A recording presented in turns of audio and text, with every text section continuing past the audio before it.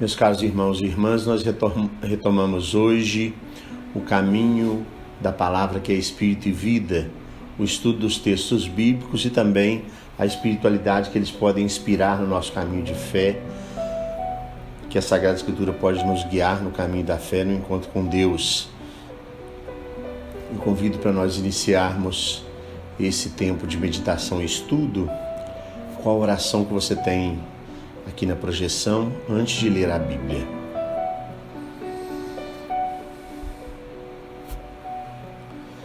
Meu Senhor e meu Pai, envia Teu Santo Espírito para que eu compreenda e acolha Tua Santa Palavra, que eu Te conheça e Te faça conhecer, Te ame e Te faça amar, Te sirva e Te faça servir, Te louve e Te faça louvar por todas as criaturas. Faze, ó Pai, que pela leitura da palavra os pecadores se convertam, os justos perseverem na graça e todos consigamos a vida eterna. Amém. Em nome do Pai, do Filho e do Espírito Santo. Amém. No caminho que nós estamos fazendo de meditação, espiritualidade, estudo da Palavra de Deus, nós chegamos ao livro do Cântico dos Cânticos. Esse livro está localizado no Antigo Testamento, dentro de um conjunto maior, um bloco maior, chamado dos livros poéticos e livros sapienciais. Como alguns outros livros desse bloco, como a maioria dos livros desse bloco, o livro do Cântico dos Cânticos trata das condições da vida humana. E esse livro, mais especificamente, ele trata de uma condição muito importante da vida humana, que é o amor, que nos move, que é procurado, que é vivenciado e às vezes nos faz sofrer, o próprio amor. O nome de Cântico dos Cânticos foi dado, essa maneira de nomear o livro, ou de construir o termo, é uma maneira que vem do hebraísmo e ele foi dado para evidenciar a importância dos cânticos contidos nesse livro. Quando eu dizia que é uma maneira de dizer dentro do hebraísmo, é só a gente lembrar que dentro do templo de Jerusalém tinha um lugar que se chamava Santo dos Santos. Um título que é dado na Sagrada Escritura, Rei dos Reis. Então, o Cântico dos Cânticos é uma maneira de dizer: esse é o maior dos cânticos que a gente poderia conhecer. É o mais bonito, o mais significativo. O nome então foi dado para evidenciar a importância, a beleza, a profundidade desses cânticos. A origem desses cânticos pode estar ligada às festas de matrimônio. No livro do profeta Jeremias, no capítulo 7 e no capítulo 16, a gente encontra alguma coisa relacionada com isso, os cânticos nupciais, os cânticos de matrimônio. E também no Salmo 45, valeria a pena dar uma conferida lá, conhecer um pouquinho mais.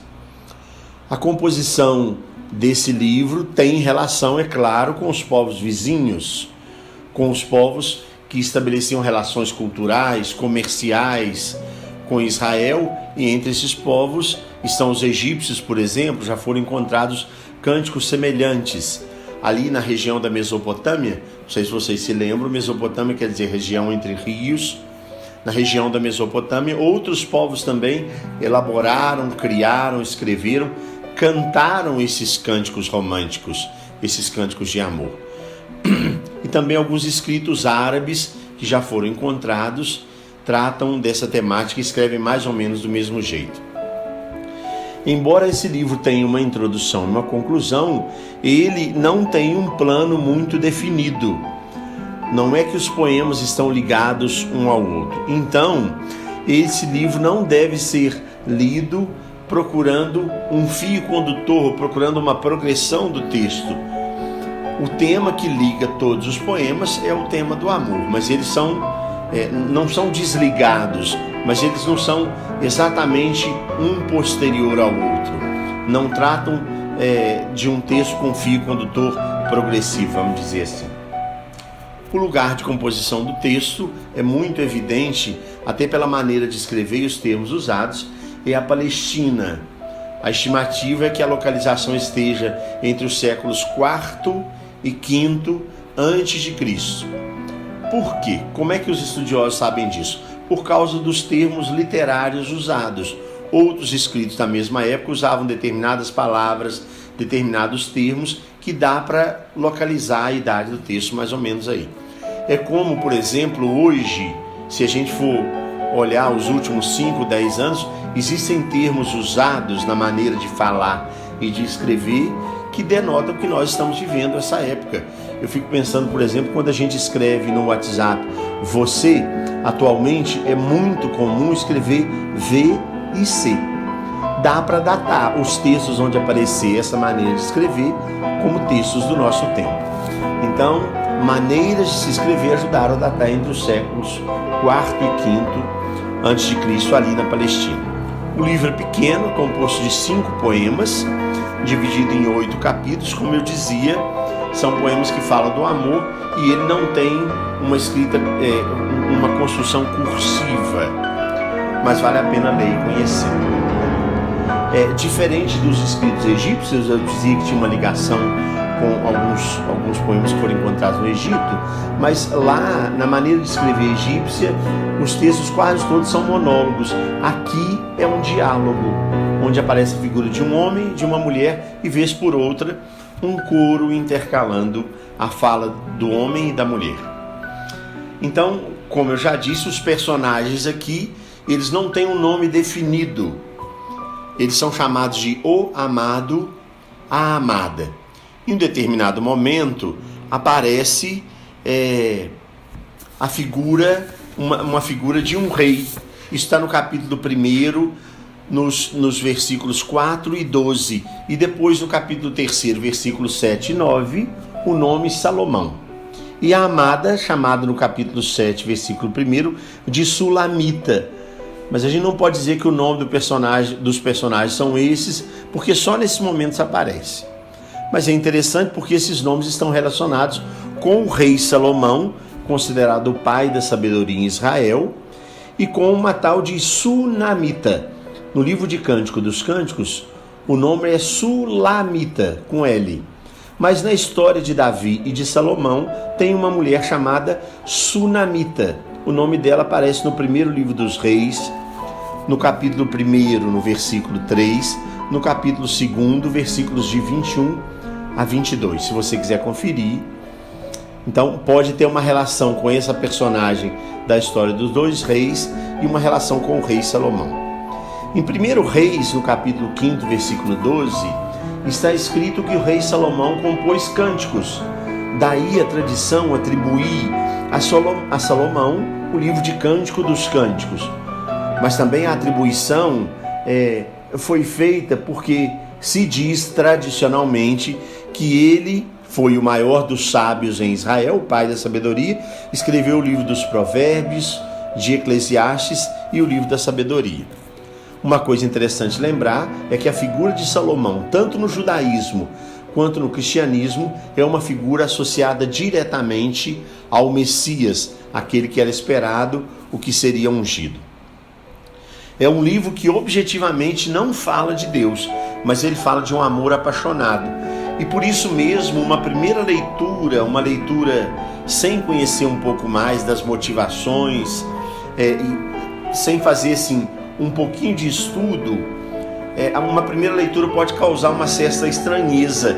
Até a pergunta, por que esse livro está na Bíblia? Por que esse livro foi chamado de livro canônico? No primeiro século houve questionamento se esse livro deveria ser incluído na Bíblia ou não. E aí no judaísmo e no cristianismo, a primeira adoção foi a aceitação de que ele pertencia à tradição dos escritos. Depois, as comunidades judaica e cristã foram encontrando motivações maiores para ter a presença desse livro na Sagrada Escritura. Ele é um canto de amor, de paixão, mas não é um amor qualquer, não é um amor passageiro. É o amor de um noivo e de uma noiva. Então a gente pode dizer que ele é um amor de eleição, um amor de escolha. Alguém que escolhe alguém e a partir dessa eleição, o amor, como diz o Cântico dos Cânticos, mais forte que a morte, o próprio livro diz isso, ele é um amor com vocação de eternidade, um amor que ultrapassa o tempo, ultrapassa a morte, e um amor que bebe, se liga, tem comunhão com o amor do coração do próprio Deus, que é o amor eterno. Ele é o livro no Antigo Testamento que existe as mais divergentes opiniões e interpretações sobre o que significam os escritos nesse livro e por que ele está na Bíblia. Então, nós vamos ficar com as duas interpretações, a do judaísmo e a do cristianismo, que são importantes para nós. Os judeus começaram a enxergar figuras alegóricas nesse texto e leem o texto enxergando a amada e o amado como a nação de Israel, a amada, e o amado é o próprio Senhor Javé. E ali o texto é como se desenrolasse a partir daquele momento que Deus entrega a Moisés as tábuas dos mandamentos na península do Sinai, e ele faz um caminho de amor, um caminho de aliança. Olha que interessante, a palavra aliança é uma palavra que faz referência à figura de Deus se relacionando com Israel e Israel com Deus, referência ao amor de um casal. Não sei se você sabe, a figura mais usada em toda a Sagrada Escritura para falar do encontro de Deus com a humanidade, do encontro de Deus com Israel, do encontro de Deus com a própria igreja, é a figura do matrimônio. Então, por isso, os judeus leram a partir dessa alegoria. Os cristãos também fizeram a mesma leitura. Ali nós devemos destacar a figura de um dos santos, dos pais da igreja, Orígenes, que escrevia de maneira muito alegórica e insistiu que a maneira de ler de Cântico dos Cânticos melhor seria essa: o amor de Jesus pela igreja. Jesus seria o amado, a igreja seria a amada. Na verdade, é o mesmo matrimônio ou a figura matrimonial usada na Sagrada Escritura a partir da profecia de Oséias. Se você ler lá no livro de profeta Oséias, ele fala de uma mulher que ele vai levar para o deserto, que ele quer trazer de volta, que ele quer seduzir porque ela quer ir embora. Na verdade, essa história é lida como a história de Deus com o povo de Israel. Outros profetas vão usar a mesma figura. Então, o judaísmo leu assim e o cristianismo lê dessa maneira também, por causa de outros momentos da Sagrada Escritura. A igreja cristã, então, acaba acolhendo essa mesma interpretação, apenas trocando os personagens de Deus com a nação de Israel para Jesus e a igreja. A igreja é a amada. Muitos estudiosos modernos permanecem fiéis a essa interpretação e, por causa do caráter inspirado e canônico, eles acabam procurando nos poemas alguma coisa diferente, quase mais elevada que o amor profano. Mas o objetivo não seria esse, porque o próprio amor presente no livro do Cântico dos Cânticos é um amor elevado, é um amor que tem vocação de se aproximar sempre mais do amor divino. Na tradição protestante, esse livro não é chamado Cântico dos Cânticos, é chamado de Cantares. Até algumas igrejas cristãs chamam de Cantares de Salomão. É uma informação que a gente deve considerar também.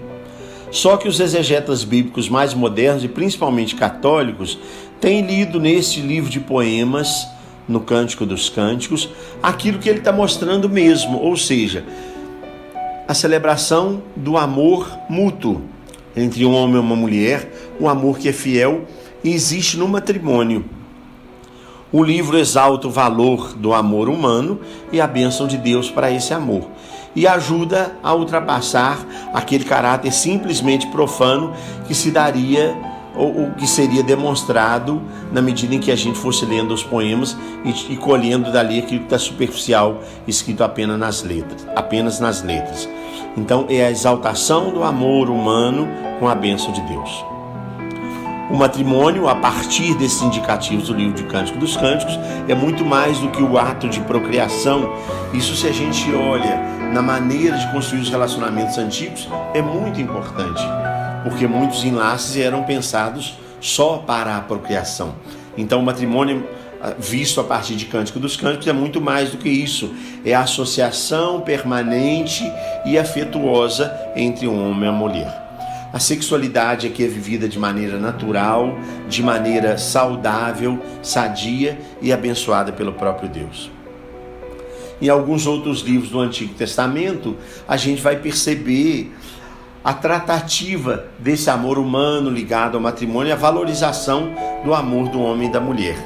A gente vai encontrar no livro do Gênesis, na história do rei Davi, também no livro de Provérbios e Eclesiástico. E foi exatamente essa honestidade, essa pureza para falar do amor de um homem e de uma mulher, presente no livro do Cântico dos Cânticos, que ajudou os profetas e os judeus, os nossos irmãos mais velhos, a enxergar naquele amor descrito no livro o amor de Deus e da nação de Israel. Foi exatamente a elevação, a grande potência desse amor que inspirou e ajudou os judeus a enxergar, e os profetas também, que o livro estava falando da aliança entre Deus e a nação de Israel. Então, nós não temos nenhuma dificuldade, nenhuma objeção em ler um livro da Bíblia que tenha sido inspirado e tenha sido consagrado ao amor humano, que foi criado por Deus, que é um amor que nasce do coração de Deus e é desejo do coração de Deus, para a procriação, é claro, mas também para a construção da pessoa humana, a construção do outro que é amado e do outro que ama, e daquele que recebe o amor. Então, não tem nenhuma dificuldade o fato desse livro estar na Sagrada Escritura. O santo da igreja, São João da Cruz, leu o livro do Cântico dos Cânticos e descreveu nele a relação de uma alma com o próprio Deus. É uma espiritualização do texto, uma maneira de ler o texto, mas enxerga ali um amor mais elevado. Eu gostaria de ler um trechinho do livro do Cântico dos Cânticos para encerrar o conhecimento um pouco desse livro, e aconselho você a fazer a leitura em casa. Mas esse trechinho me chama a atenção. Eu queria terminar esse estudo de hoje, essa meditação de hoje, o conhecimento do texto, com esse trecho. Está no capítulo 8, a partir do versículo 6. Grava-me como um selo em teu coração, como um selo em teu braço, pois o amor é forte, é como a morte, cruel como o abismo é a paixão. Suas chamas são chamas de fogo, uma faísca de Javé. As águas da torrente jamais poderão apagar o amor, nem os rios afogá-lo. Quisesse alguém dar tudo o que tem para comprar o amor, seria tratado com desprezo. Nós encerramos esse momento de conhecimento do livro do Cântico dos Cânticos com uma oração, e a oração para depois de ler a Bíblia, a Sagrada Escritura, que nós vamos deixar também para que você ore. Dou-te graças, meu Deus, pelos bons propósitos, afetos e inspirações que me comunicastes nessa meditação. Peço-te ajuda para colocá-los em prática. Minha Mãe Imaculada, meu protetor São José e o anjo da minha guarda, intercedam todos por mim. Amém. Eu desejo um bom caminho e até o próximo estudo.